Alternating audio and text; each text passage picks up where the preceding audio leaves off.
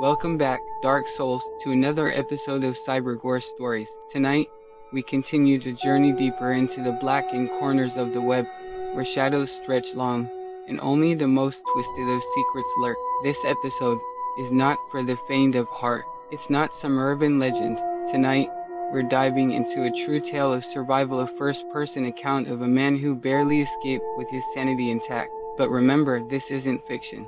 This happened deep in the underbelly of the internet. It's a place where morality gets lost, and people, well, they're more terrifying than the monsters in your nightmares. I was there, he says.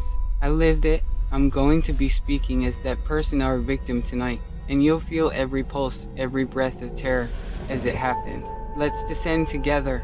It started innocently enough, just a late night, scrolling through the usual web pages. I was bored, restless, curious. I had heard whispers about the deep web before, the dark net, places where normal laws didn't apply.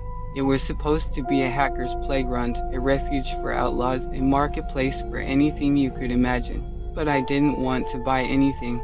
No, I just wanted to see what was down there, what could be lurking beneath the surface. I loaded up Tor, that infamous browser, and soon I was floating in the unknown. Strange chatrooms, endless walls of encrypted text, markets offering things no one should be buying. But nothing I saw shocked me, at least, not yet, until I found that link, a simple forum post, nothing special about it, no title, just a symbol and I. The post had a single link beneath it. It didn't look malicious, but curiosity, as they say, is deadly. It opened to a video stream. The feed was shaky, dark, and grainy, like it was being shot from a basement. And at first, I couldn't even tell what I was looking at, just shadows moving, shapes I couldn't make out. But then, I saw him. Oh man, he was in the center of the frame, sitting motionless in a metal chair, his eyes locked on something off camera. And behind him, I could barely make out the silhouettes of others, like an audience watching. The man in the chair was terrified. I could see it in the way his body trembled, how his breathing came in short, sharp bursts. There were dark stains on his clothes. He was bruised, beaten. Suddenly, a voice spoke, low, almost mechanical. Let's begin. The camera zoomed in on the man, and I could see tears streaming down his face. There was no escape for him. He knew it, and so did I, but I couldn't look away. I was frozen like a deer caught in headlights. What happened next? It still haunts me. The man's captors came into the light. They were masked, their faces hidden behind leather hoods, only their eyes visible. One of them held a knife, long, serrated. He didn't speak. He didn't need to. The man in the chair began to beg. I could hear him. Even through my headphones, I could feel his voice shaking in my bones. But they didn't listen. The knife moved slowly, methodically. They wanted him to feel every moment, every cut. I wanted to leave, but my body wouldn't let me. I couldn't close the window. My hand wouldn't move. It was as if the screen had some kind of hold on me. Minutes passed.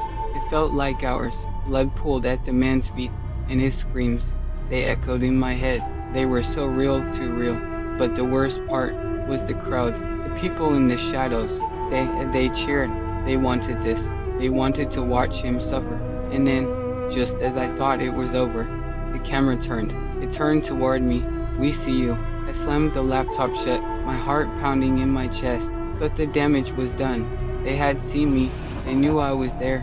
I don't know who they were or how they did it. But after that night, everything changed. My phone started glitching. My email accounts were hacked. Strange messages started flooding my inbox, pictures of me in my own home. They were watching me. Everywhere I went, I felt their eyes on me. And now, I can't escape. And that's where the story ends. Or maybe it's just the beginning. He disappeared after that, vanished without a trace. But the dark web has its ways of pulling you back in, even when you think you're safe. Remember, listeners, the dark web is not just some myth or urban legend. It's real, and sometimes curiosity doesn't just kill the cat.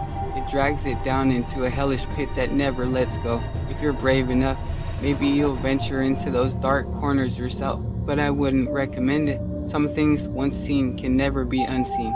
Next time on Gore Stories, we delve deeper into the shadows. We explore the infamous Red Room's live stream torture for the highest bidder. Some say they're a myth, But next, we'll talk to someone who claims to have been inside one. Until then, stay safe, and remember, not all horror comes with a jump scare. Sometimes, it's just a click away.